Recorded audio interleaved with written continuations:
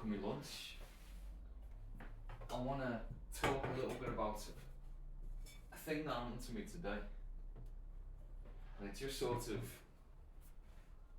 set the scene or made me wonder about, how do people cope with life if they don't have any like routines or just things that help them cope with life just set in motion. So, as I've mentioned before, I go to the sauna every day. And today, it just so happened, I don't know, I was a little bit earlier than usual. And so, when I got into the sauna, the guy that I normally see just as I'm going in, he's coming out, he was still in there. That's why I just said to him, oh, don't worry, you're not running late, I'm early. And we just started talking, just not enough significance, but we were just talking. And I was just sitting there listening to him, and we were just having a conversation. And then when he was done, he left. I did a few stretches and then just laid down and got on with my normal, what I do in the sauna, which is just basically lay there and sweat. And so every day when I get in, I've got like a mechanical clock thing, like a kitchen timer type of thing. And so I just dial in 20 minutes and then I lie down. And I do that because if, notice I don't wear a watch. And I stopped wearing a watch when I was about around 18, something like that. I had a watch and the strap broke. And I just never got around to fixing it, and I just used to carry my watch in my pocket in the end. And the reason I stopped having a watch on my wrist is that I'm a terrible clock watcher. I just obsessively look at the time all the time. And so what does that mean? It means that if you're somewhere that you don't want to be, then time goes really slow. It's just unbearable. And I realised this when I stopped wearing the watch on my wrist, and I actually had to go to a little bit of effort to actually find out what time it was, rummage around in my pocket and stuff. I just stopped looking at the time, as often. And it just massively improved my quality of life. And obviously there was no mobile and stuff back then. And now I do just use my mobile to know what time it is and stuff. But it's not an easy thing to just what time is it, so I stopped.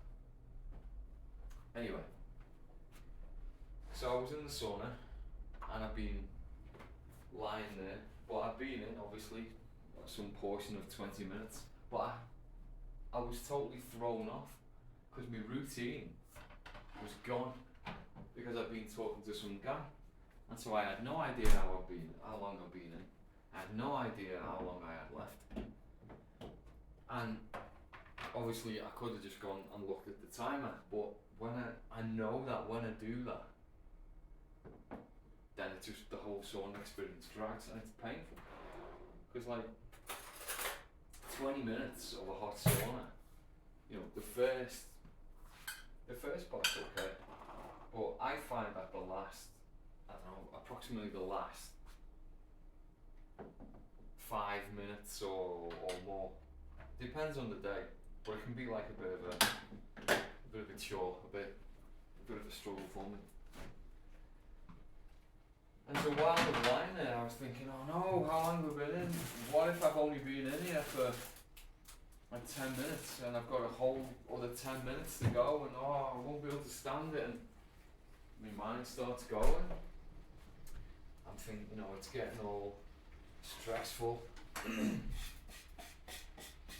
then before I know it, the timer goes off, bring, and that's it, I'm done. And it was like, oh. And it just brought it home. I'd spent you know, cause my routine was knocked off a little bit, and I had no point of reference. I had no way of feeding back what my body experience was with, well, like how long I've been in there. Then I started to kind of worry. You know, it wasn't actual worry about anything important, but it was the process of worry. And my mind started to, you know, go through cycles, waste CPU time on stuff that just wasn't important. And it's funny because I'm not used to that. I've realised that I've put so many things in practice in my life that try and minimise things like that. You know, even stuff like, you know, just mindfulness and things where you just, if you've, you know, I really recommend people try meditation and mindfulness, because it helps you distinguish between your mind just going through the motions of like thinking and worry and actually being worried. Because sometimes there are things that we do need to worry about, or that they should concern us, and that'll lead us to take some action that'll, you know, offset any damage that can come from future outcomes. You know, so I'm not saying that we should just live in some kind of love and light and nothing matters and it's all great. No, you know, you do need to.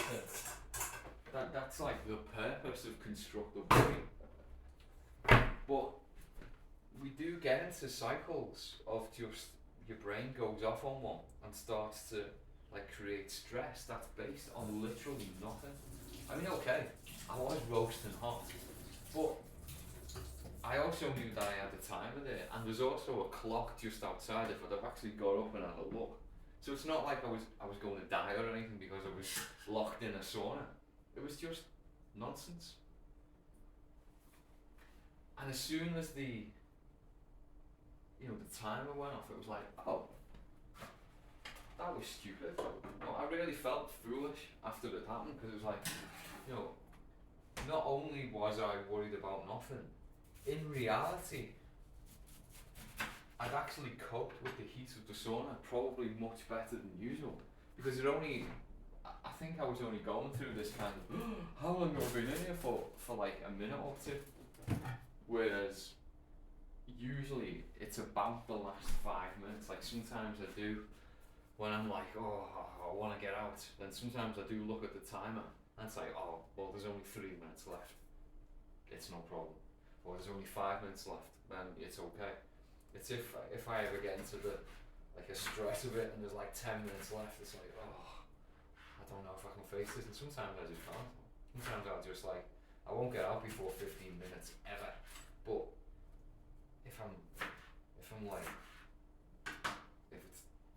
if I've only done 10 minutes and I'm already wanting to get out, then that's just going to be a bad session for me. But today it wasn't so. And so it was almost as soon as it happened and I felt stupid for getting worked up, that it made me think, wow, this probably happens to people all the time. Like in situations, not like the sauna, but just like, you know, in life situations where things just creep up on them and you've got no frame of reference to like deal with it. And so I was wondering, you know, what kind of things, why does this not happen to me usually? And I think a large part of it is because I learned, like when I started work, so back when I was 24, so I've been like part of the workforce for about 24 years now. And I realised that I get stressed at work. You know, things at work would stress me out, because it's just this weird situation where you're getting paid to do something. And so, I mean, I've always had a problem with imposter syndrome. that's probably one of the main reasons that I didn't want to go into an academic career. Is I actually did have offers. In fact, after I started work, I had offers of like, why don't you quit your job and come and work with me? And I think there was a possibility of me going to France and one to America as well. But I felt it was just the imposter syndrome. I couldn't cope with it. So, imposter syndrome is when you're doing something and you feel like you shouldn't really be there. It's like, oh, I'm not really good enough to do this. And it's a real thing. And I've actually got friends now who are academics, and they spoke to me about it, like obviously 20 years ago, but how they had to deal with imposter syndrome. And like, it was great, now they're like pretty well-renowned scientists and stuff, doing important work and lots of publications. But when they started, they just felt, should I be here? So that's kind of the way I felt when I started work as well. I was like, oh no, I'm not really, I don't know if I should be here, I don't know if I'm clever enough. Which is ironic, like you just come out of doing a physics PhD and you go into a job where like you're sitting next to some 20-year-old graduate or whatever, and he's like thinks he's king of the world, and I'm sitting next to him wondering if I'm clever enough. But anyway, obviously it's an internal thing. Imposter syndrome is actually, it's no one's actually forcing that on you. It's just you. So it was one of the things that I had to sort of get my head around, and it took years.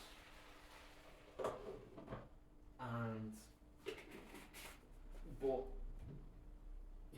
it's the tactics that you come up with to actually deal with stress, and like a little bit of stress is okay.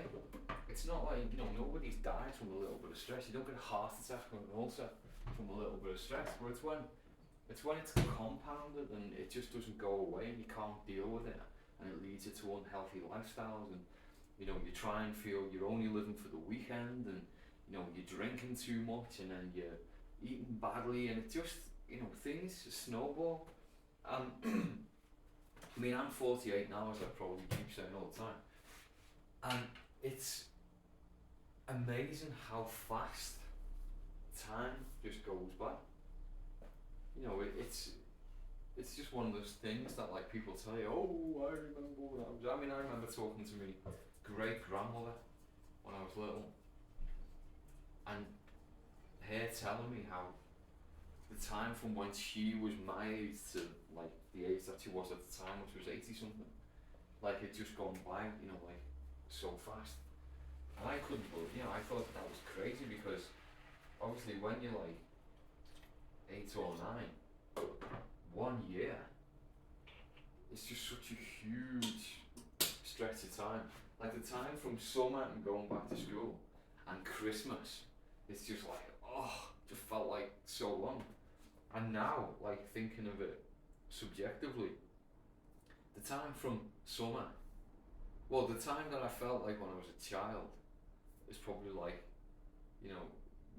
that period of time between summer and Christmas now would be like, feels like the equivalent of like 5 years or something. As a child it went so slow, and now things just go so fast.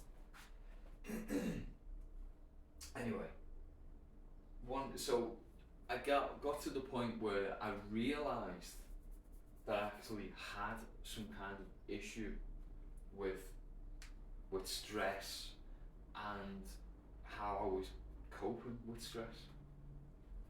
And so the first step really is that you just realise that it's not necessarily the outside stimuli that are making you feel bad and stressing you out and all that. It's you, it's internal. I mean, obviously some jobs are more stressful for others, and some interactions with people are more stressful than others, and like some people do stress other people out. I mean, I get that happens, it's there are some situations at work right now that I find stressful, obviously, but they're quite short-lived, and that's the way stress is constructive, because it does make you go the extra mile or whatever, or concentrate a bit more.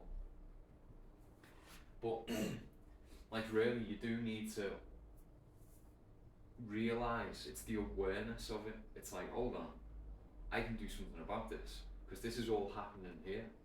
Because that was just such a massive step for me when I suddenly realized that things that are happening in here, my perceptions of what's happening isn't what is objectively happening, and you don't know what someone else is thinking. So I used to have these like Sunday night dreams where it'd be like I'd be going, I'd have to start work the next day, and I'd have this situation going around my head of like someone at work, like a boss, or and a conversation that'd be going on, and it'd be like a fever dream, and I'd be in bed and I could feel it, and I could feel like the stress in my chest, and then at some point during the night, the dream would change slightly, and then I wouldn't be worried, it'd just go away. And so it was only upon waking up and getting out of bed and reflecting on it as like, there's a lesson there. This is true. The only thing that happened during the night, apart from the fact that what I was thinking about was a complete fiction and only existed here anyway, but the degree to which it was like upsetting me just disappeared as soon as the dream changed, but nothing had happened. Like I could still think of the situation that was causing me stress before, and it didn't cause me stress anymore. And it's just a perception. It's just like changing how you see the thing. So obviously, in a dream, it's easy to say, well, that's just not real. That wasn't a real situation. But real situations, I mean, how real are these real situations? You have an argument with someone, and then you're replaying, what you said, or even worse, what you're going to say next time. And this thing just goes on, and you're building yourself up to a situation that neither happened in the past and is never going to happen in the future. And you're working yourself up, and at the same time you're projecting intentions onto this, like, your perceived imagination of that person, which isn't them either. You're projecting all these like motivations, and this is why they think this and that, and it's just all in your head, not anyone else's head. It's all in your head. And so it's very important to realize that. And it's so easy to forget it, like I did today in the sauna. So alright, it was only for it turned out just for a minute or so. But it's easy to just fall back into your stress. And so the way to cope with these type of situations is first to take responsibility for it, like I always say. I mean, you really do. It's up to you. You can change how you feel. And another thing, stop saying, they made me do this, or they made me feel that, or they make me. They don't. They're not at all. There are just certain words that get said, and then they come into here, and that's where the magic goes on. That's the alchemy of turning sound into internal pain. It's not they didn't do that, you did that to yourself, always. And once you realise that, I mean, I'm not saying it's easy, but it's like marks of before and after in your life, where you just realise that, hold on, I'm generating these feelings, it's me, I'm doing it. They're not doing it, I'm doing it. So, how can you do that? Well, I recommend meditation, but meditation, the reason that it's so powerful, it's the whole know thyself. That's why it's powerful, because it gives you a handle on realizing, how you torture yourself, what you like. Because that's exactly what we're doing. Someone will say something to us, but then it's us that runs with it. it's our mind that runs with it and tortures us. We torture ourselves. So, like I've said before, it's the tiny meditation for me. It's just like the tiny little wedge between, like, that you can put in your mind that separates between what's being auto-generated by yourself to just punish yourself, and what if you can just take a little step back, because that's what meditation is like it's the little step back to see that there are stimuli coming in and there are thoughts that you're not actually coming up with. They're just thoughts just appear. It's not like you can actually, until you actually do some meditation, it sounds like nonsense, but it's not like thinking a thought isn't like digging a hole. It's not like, right, I'm going to dig a hole and start. And it's like, oh, and this hole's getting bigger. Like, you're not like, this thought doesn't just happen through a process of thinking. I mean, thinking is the way that you solve problems and you put concepts together to get other outcomes. That's thinking. I'm thinking, like now, talking, pulling things together. But the idea, when it occurred, things just pop into, like today when I was in the sauna, these things were popping into my head saying, how long have you been here? What are we going to do? What if you've only been in here for 5 minutes and you've got 15 minutes left? And these things were just popping in. And at that moment when I was roasting off, I wasn't able to like handle it, properly. But that's what the thing is about being in a situation as well, is it limits your ability to actually think rationally. So you need to just be able to sidestep it. So if you're in some kind of crazy stressful situation, don't go to pieces.